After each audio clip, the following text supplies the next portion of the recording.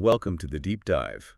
Today we're exploring a really fundamental idea, maybe even a bit disruptive. It's this. The best security posture you can possibly have isn't actually about preventing every attack. It's rooted in something maybe more boring, but crucial. Reliability. Exactly. If a system is constantly crashing, giving you weird data, or needs emergency patches every other week, well, that's not just annoying. It's fundamentally insecure. You're basically leaving windows wide open. So that's our mission for this deep dive. We're going to dig into the engineering side of things, looking at everything from, the math behind crypto all the way up to big picture stuff like cyber conflict and software design. Right. And the goal is to really synthesize all this, to show how unreliability is insecurity. Yeah. Forget how many firewalls you've got stacked up. If the foundation is shaky, it's all shaky. And we've pulled together a pretty wide range of sources. We're talking cryptographic failures, hands-on hacking stuff like buffer overflows. Yeah. And then the bigger strategic picture, things like Stuxnet, the vulnerabilities in the smart grid. And finishing up with these higher-level philosophies like secure by design, defense in depth, all that good stuff. And just to be clear, we're not really aiming to give you a magic bullet to stop every single breach. I mean, that's probably impossible anyway. Right. The focus is more on the engineering principles. How do you build resilience? How do you make a system trustworthy and functional, even when parts of it are failing or, under attack? Yeah. It's about survive and compromise, not just preventing it. Okay, let's dive in, starting right at the bottom layer. Cryptography. This is the bedrock of digital trust, right? Protecting confidentiality, integrity. Absolutely fundamental. And we have to start with this key distinction. Symmetric versus public key crypto. Because that difference changes everything about how we manage keys. It's crucial. So symmetric crypto, that's the simpler idea conceptually. You have one single secret key, shared between sender and receiver. Okay. It's fast, great for encrypting lots of data confidentiality, but both parties need the exact same key. Encryption key, decryption key, they're identical. Right. And that immediately creates a massive headache, doesn't it? The key distribution problem. Bingo. Before you can even start talking securely, you somehow have to share that secret key securely. How do you do that? Do you meet in person? Use a courier? What if you need an encrypted channel to share the key for your encrypted channel? It sounds like a loop. It's the classic chicken and egg problem, and that's precisely what public key or asymmetric cryptography was designed to solve. Okay, how does that work? It uses a pair of keys, mathematically linked. One is public. You can shout it from the rooftops, post it online, whatever. Anyone can have it. Anyone, including the eavesdropper, Eve. The other key is private. You guard that one with your life. Got it. So Alice wants to send a secret message to Bob. She takes her message, encrypts it using Bob's public key. Then she sends the garbled ciphertext over the network. And Eve, listening in, has the public key and the ciphertext. But she can't decrypt it. Not in any practical amount of time, no. The math makes it incredibly hard. Only Bob, using his corresponding private key, can easily decrypt that message. Ah, okay.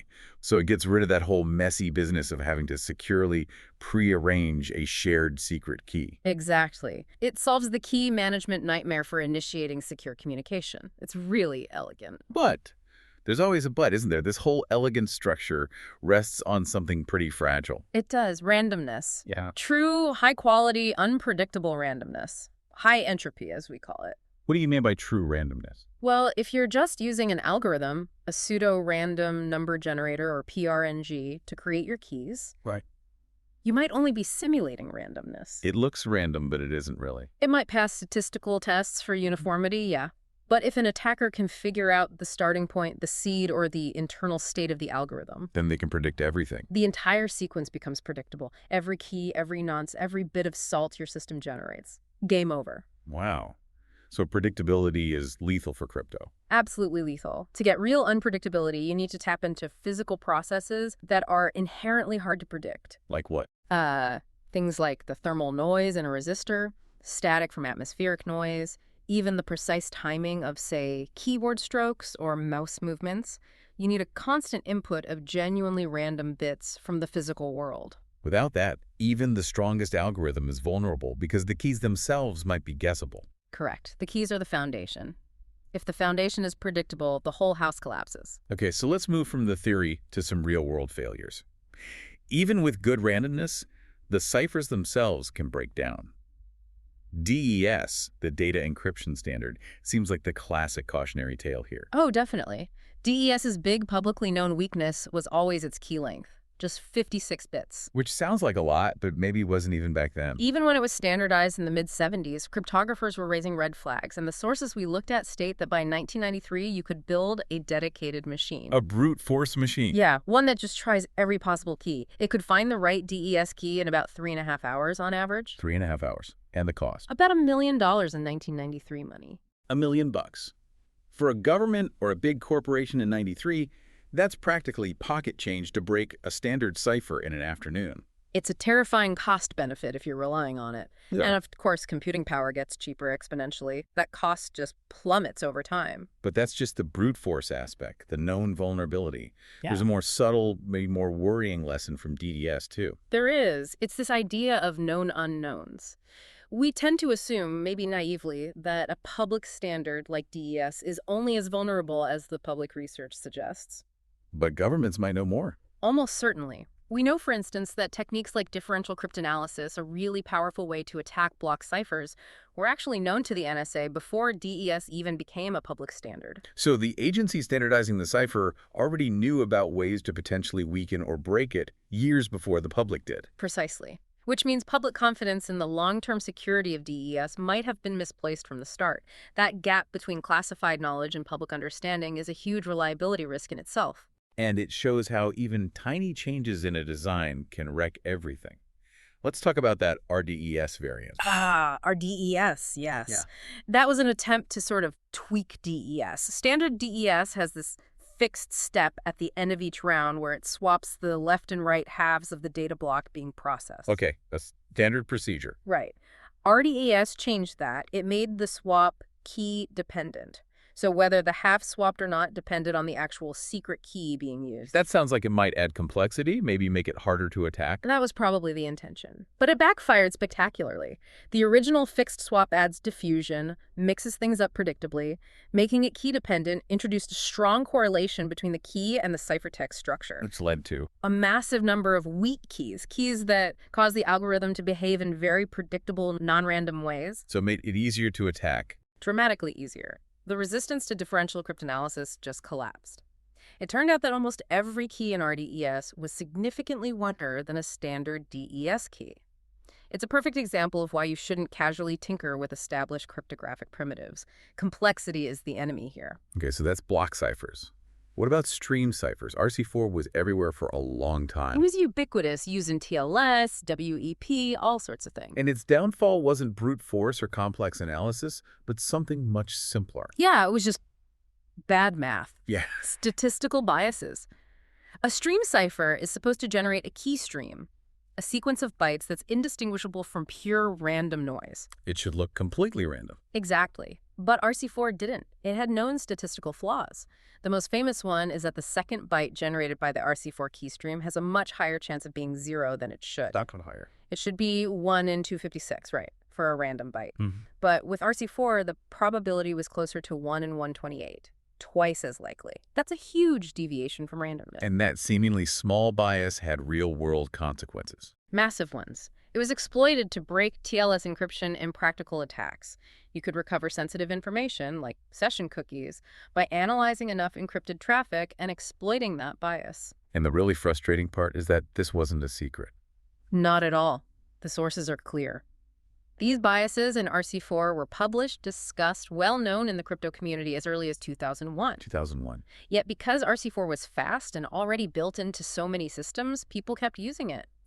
Major protocols still enabled it well into 2013, even later in some cases. So a known critical vulnerability was just ignored for over a decade because it was convenient. Pretty much. It shows a really dangerous lag between cryptographic knowledge and system reality, a profound failure in systemic reliability and trust management. All right, so we've seen how confidentiality can fail. Let's switch gears to integrity. How do I know a message I received hasn't been tampered with and really came from who it says it's from? That's message authentication codes or MACs. Right. MS provide integrity. The message hasn't changed, and authenticity came from the key holder. And the simple, sort of intuitive way to make one would be using a hash function. Yeah, the naive idea is you take your shared secret key, K, stick the message, M, onto the end of it, and just hash the whole thing. HKM. Alice calculates this, sends the message and the hash. Bob gets it, recalculates HKM using the shared key, and if the hashes match, it's good. Seems straightforward, but you called it naive. What's the catch, especially with older hash functions like MD5 or SHA1? The big danger is something called a length extension attack.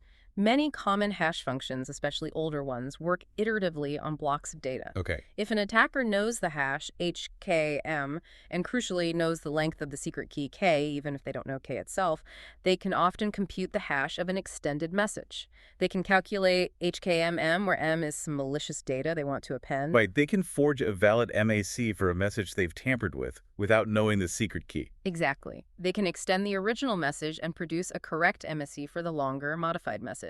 That completely breaks the integrity guarantee. Yikes. Okay, so that's why we have standards like HMAC, which I assume is more complicated. It is, and for very good reason. HMAC, which is standardized in FIPS 198-1, is designed specifically to thwart these kinds of attacks, even if the underlying hash function has weaknesses. How does it do that? It uses the hash function twice in a nested way. It takes the key K and derives two different padded keys. One by XORing K with a constant inner pad, usually 0 by 36 repeated, let's call it Kinner, and another by XORing K with an outer pad, 0 by 5C repeated, Cooter. Two keys from the original key. Why? The construction looks like this: H, Cooter H, Kinner M.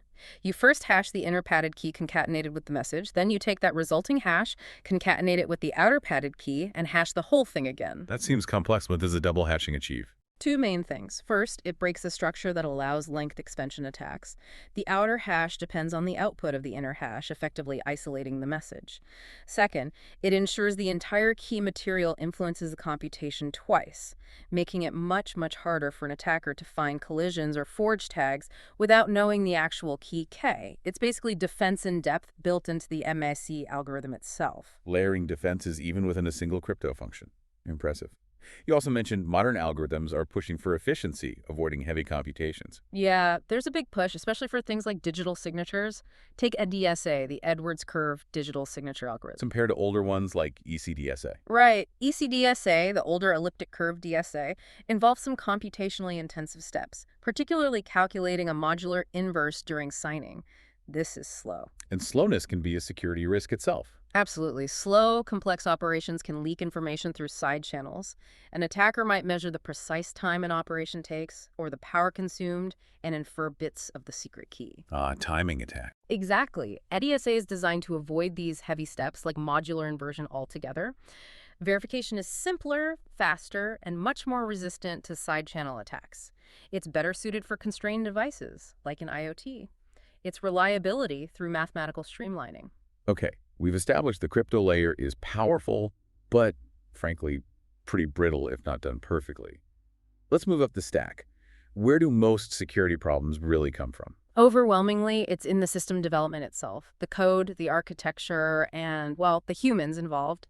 Right. The core principle here, maybe the most important one we'll discuss, is that security has to be baked in from the start. You can't just write code focused purely on features and then, hope a firewall or an intrusion detection system will catch all the problems later. Bolting security on afterwards doesn't work. It's fundamentally unreliable. If the system itself is built on shaky, unreliable code, security just crumbles. Those reliability failures become security holes. And the clearest examples are these classic programming bugs. Let's talk buffer overflows. Still relevant after all these years. Depressingly so. They're the absolute poster child for reliability failure leading to security disaster. They happen when developers use C functions like strapI, stracat, sprinfo. The ones that copy strings or data into buffers. Right. But these functions often don't check if the destination buffer is actually big enough for the data being copied. They just blindly write. So if the data is too long?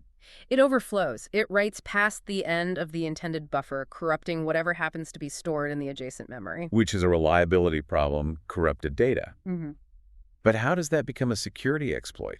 Because what often lives next to buffers on the stack is critical control information. like the return address, the memory location the program should jump back to when the current function finishes. An attacker can craft input that not only overflows the buffer, but also overwrites that return address. They can replace it with the address of malicious code, shell code, that they've also managed to inject into the program's memory via the overflow. So when the function tries to return, Instead of going back to where it should, pop, the program jumps straight into the attacker's pinned.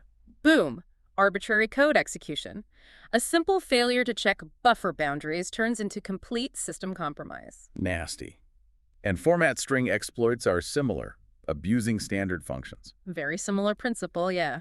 These happen with functions like print that take a format string as an argument telling it how to display variables. Like print, user percent logged in from percent, username, IP address. Exactly. The danger arises if user-controlled input gets included directly into that format string itself, like print user comment. Why is that bad? Because format strings contain special codes, like percent to print a string, or percent to print a hex value.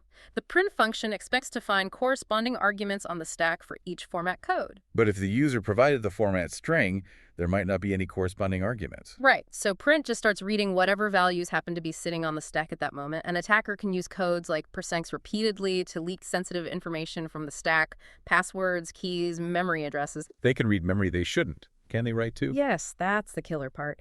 The percent format specifier is special. It doesn't print anything.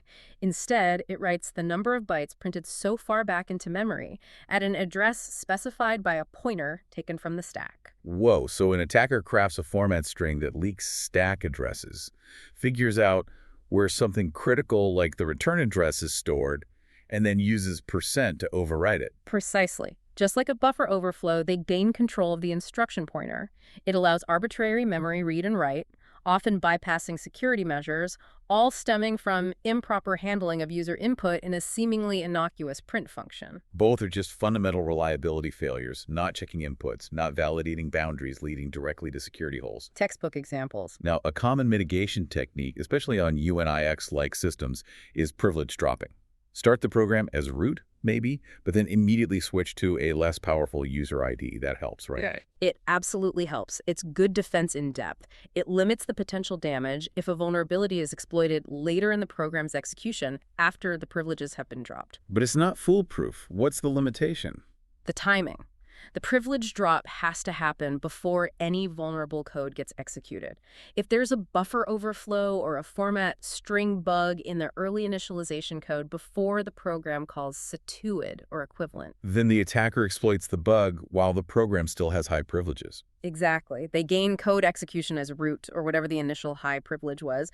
And once they have that, their first action is often just to execute the system call to restore the high privileges themselves, completely nullifying the intended drop. So it raises the bar, makes exploitation harder, but doesn't eliminate the risks from early bugs. Correct. It's a necessary layer, but not a silver bullet. Okay, so we've got flawed crypto, flawed code. But even if we fix all that, there's still the human element, social engineering. Bypassing all the tech. Oh yeah. The sources consistently hammer this point home. Often, the easiest way into a secure system isn't through some zero-day exploit. It's through manipulating a person. Low tech, high impact. There's that famous story about Kevin Mitnick and the SEO lawsuit. Right. STO's network got breached. They sued Mitnick. And during negotiations, their lawyers basically said, look, just tell us how you did it technically because our experts can't figure it out and we'll drop the suit. And it wasn't some super complex hack. Not at all. He told them he just called a secretary, pretended to be someone else, built some rapport, and basically, in his words, schmoozed her into giving me her login name and changing her password to one he supplied. Just like that. All the firewalls, intrusion detection, crypto, bypass with a phone call and some charm. It's incredible, isn't it? It highlights the fundamental unreliability of human trust systems when faced with manipulation. All that tech investment, gone. And this plays out in physical security, too, with pretexting. Absolutely. Pretexting is about creating a believable story, a scenario. You gather some information beforehand, maybe names of IT staff, current projects. Then you show up or call, pretending to be, say, Paul from network support. Yeah, we're seeing slowness on this segment. Got to check your machine, or there's a virus warning. Exactly. You create a reason that sounds legitimate, often urgent, playing on the target's tendency to cooperate with perceived authority or someone offering help. But people aren't completely gullible. We have this sort of built-in lie detector, right? An emotional radar. What trips that up for the social engineer? Incongruence. A mismatch between the story being told and the nonverbal cues. Like, Well, if Paul from IT is telling a story that should convey urgency and helpfulness, maybe a little professional concern, but his body language is showing fear, or maybe he looks shifty or overly excited. the target picks up on that mismatch. Subconsciously, yes. Even if they can't articulate why, that incongruence between the verbal narrative, sadness, urgency, and the nonverbal signals, fear, nervousness, sets off alarm bells. The brain says, something's not right here. The perceived reliability of the interaction breaks down. Okay, so we can't fully trust crypto, code, or people. Given that reality, how can we use architecture to contain the fallout when things inevitably go wrong, especially with older, maybe fragile systems? That's where things like safe proxies come in. They're a really valuable architectural pattern, especially when you're dealing with critical legacy systems that you maybe can't rewrite or extensively modify. So instead of connecting directly to the old sensitive system. You connect to a proxy first. This proxy sits in front of the legacy system and routes the requests. But it's not just passing traffic through. It's adding a layer of control. Precisely. It becomes an enforcement point. You can build modern security and reliability controls into the proxy, things the old system might never have supported. Like what kind of controls? A key one is enforcing operational safety limits. For example, rate limiting for privileged actions. Imagine an admin needs to make a configuration change. Oh. Normally, maybe they do it once or twice, but what if, due to a script error or maybe malicious intent, they attempt to make that change 10,000 times in a minute? That could destabilize the entire production environment. Right. Cause massive load or unpredictable state changes. Exactly. The safe proxy can detect that abnormal rate. It can say, whoa, this operation usually happens once an hour, not 10,000 times a minute, and block it. It contains the potential damage from human error or malicious action before it hits the critical system. It adds a reliable control layer in front of potentially unreliable actions or systems. Okay, let's scale up our view now. From individual systems to critical infrastructure and even international conflict. Unreliability here isn't just a bug. It can be a strategic goal.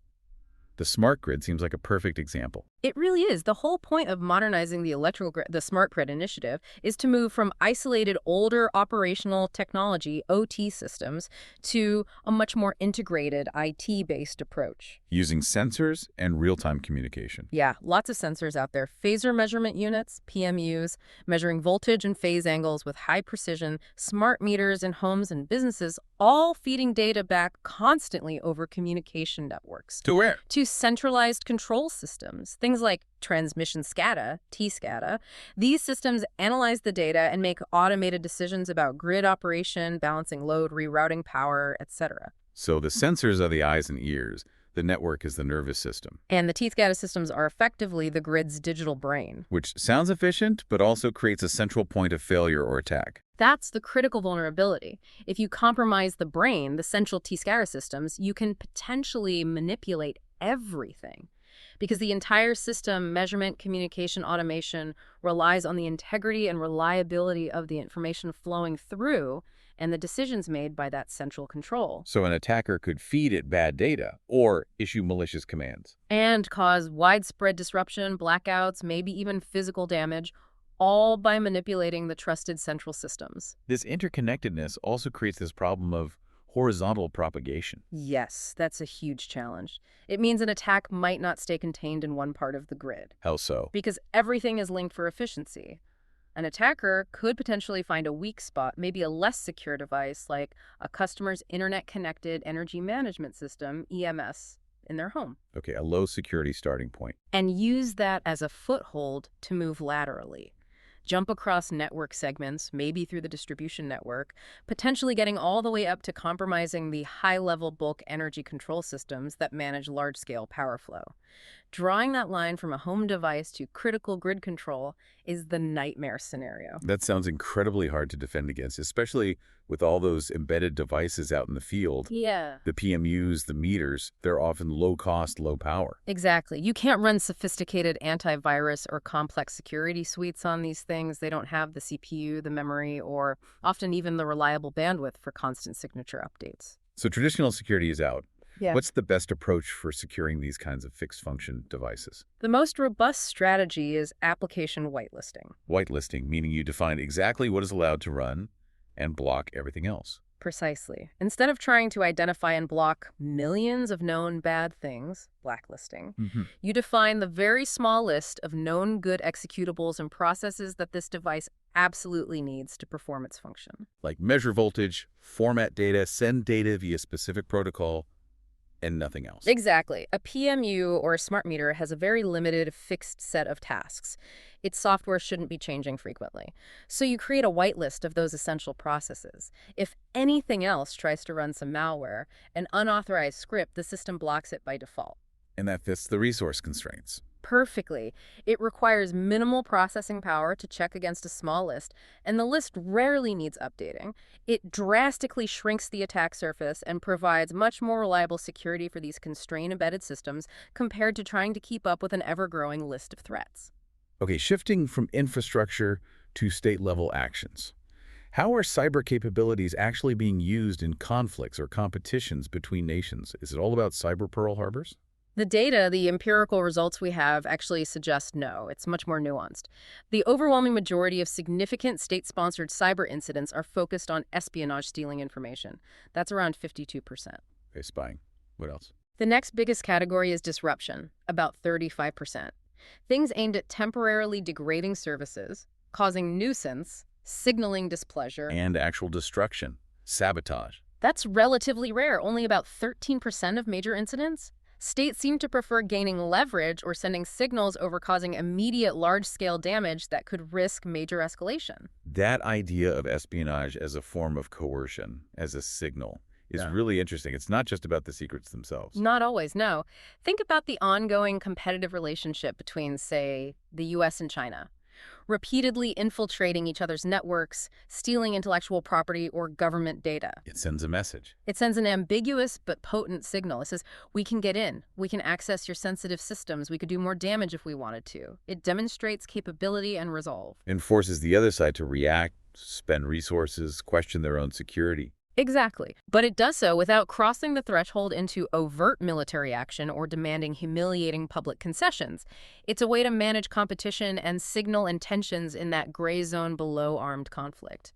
It relies on creating uncertainty and doubt, a form of induced unreliability. And then you have Stuxnet, which feels like the ultimate blend of sabotage disguised as unreliability. Stuxnet is the textbook case study here. A piece of malware, widely attributed to the US and Israel, designed to target the Siemens control systems running Iran's uranium enrichment centrifuges. And it didn't just craft them. Oh no, it was far more subtle. It very precisely manipulated the frequency controllers of the centrifuges.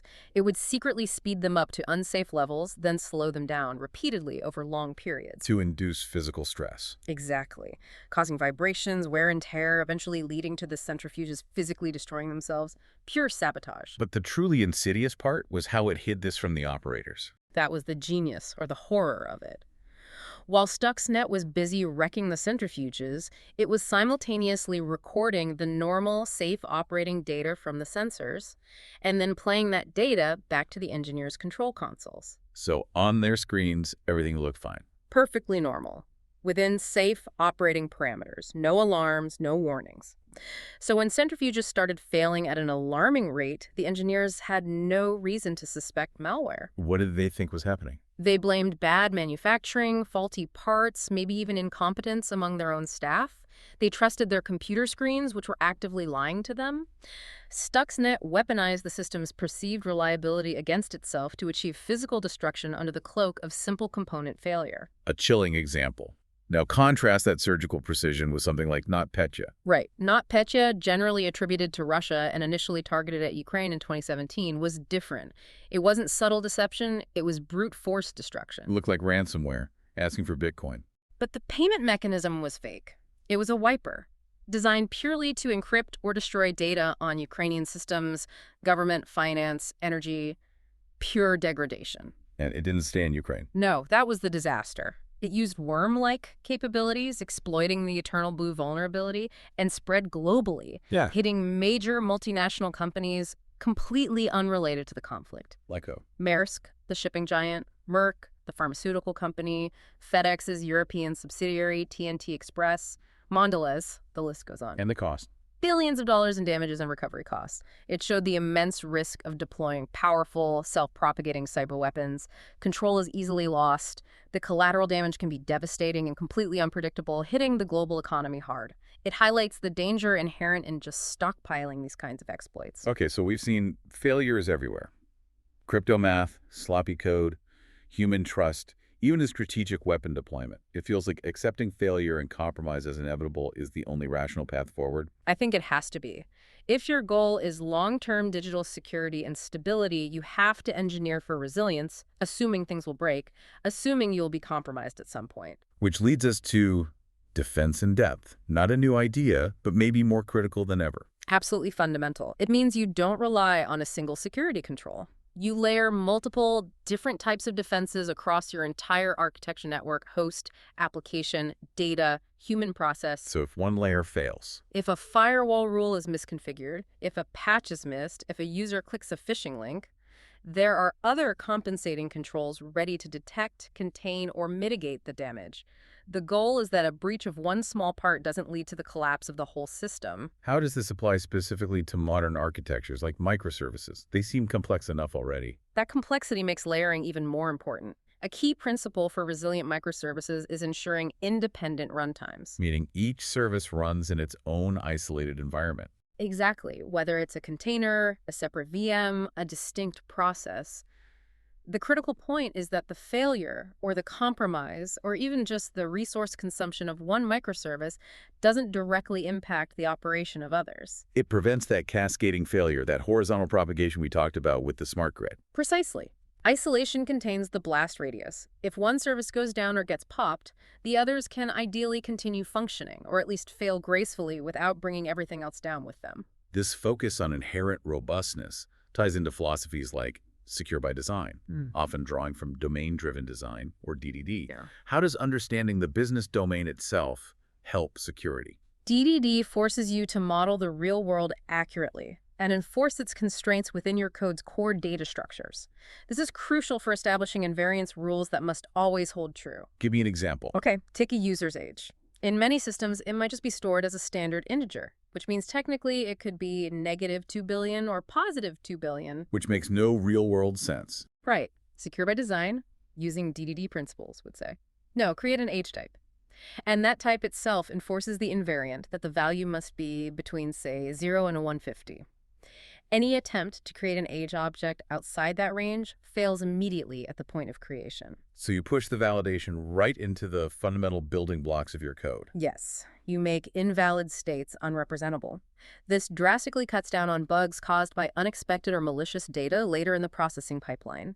The system becomes inherently more reliable and secure because its core components reflect reality. And there's this related idea of the conceptual whole, protecting against semantic errors. This is huge, especially in finance or anything involving complex units. Think about money. A really common and dangerous pattern is to store the monetary amount as, say, a floating point number. Prone to rounding errors. Exactly. And then maybe store the currency type, USD, EUR, JPY, as just a string somewhere else, maybe implicitly associated. What's the risk there? Semantic errors during processing. You might accidentally perform arithmetic on an amount you think is dollars but is actually euros. Or you might apply a conversion rate incorrectly because the currency context got lost.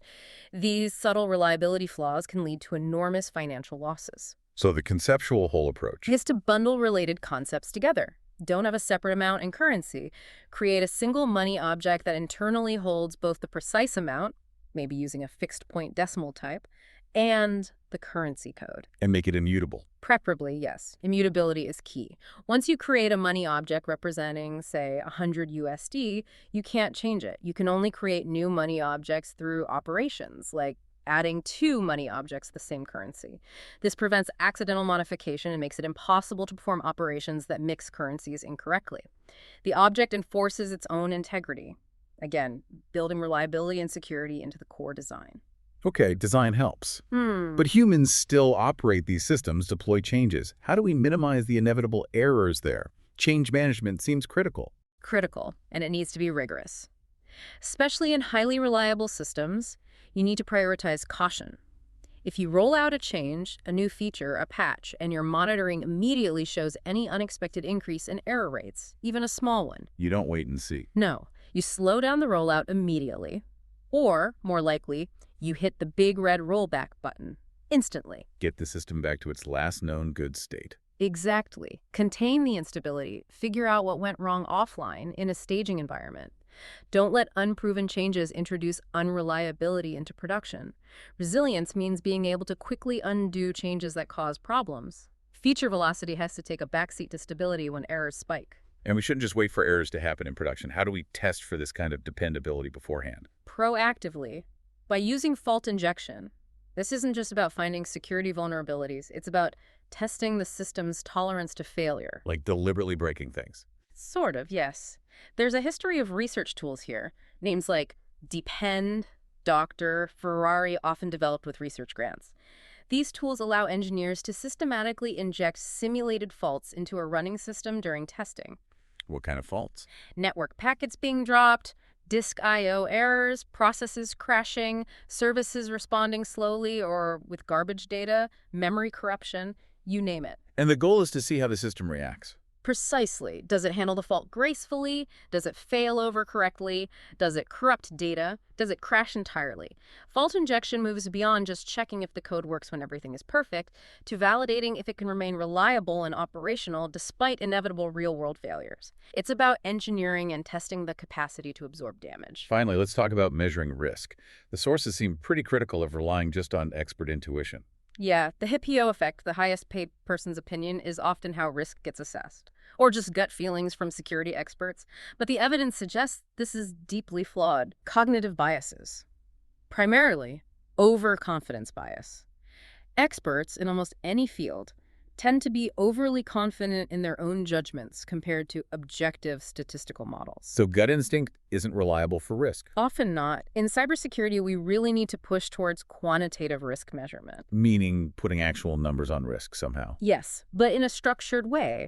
It involves decomposing the risk. You don't just say, the risk of a breach is high. That's too vague. So you break it down. You break down the potential impact into concrete, measurable components. What are the estimated legal fees if the system is breached?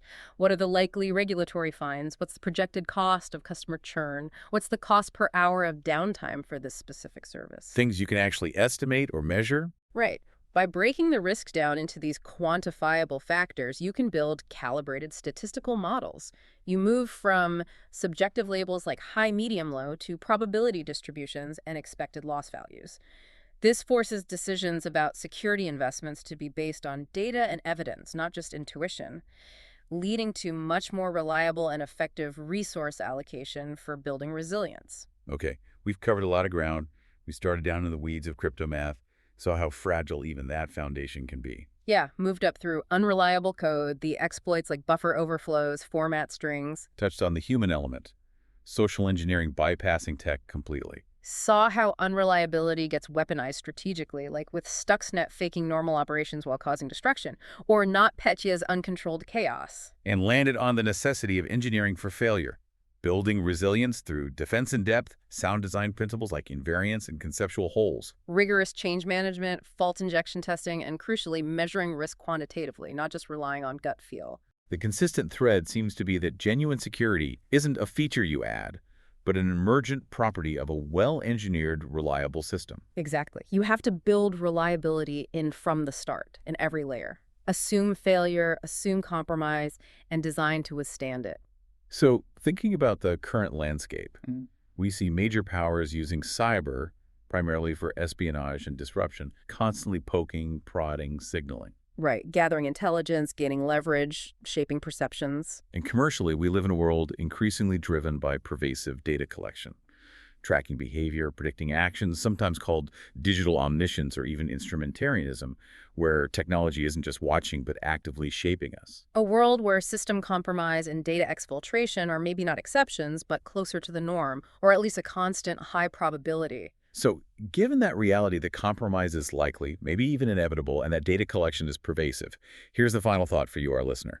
If you accept that penetration of your systems, your processes, maybe even your data is going to happen eventually, what concrete engineering steps can you take starting today, not just to prevent it, but to ensure that when it occurs? Your system maintains its core functions, that the attacker's impact and visibility are limited, and maybe most importantly, that your organization retains its freedom of action, its ability to operate effectively. Instead of just accepting this constant state of digital surveillance and potential manipulation as an unavoidable fate, how do you engineer for resilience and agency in a world designed for compromise?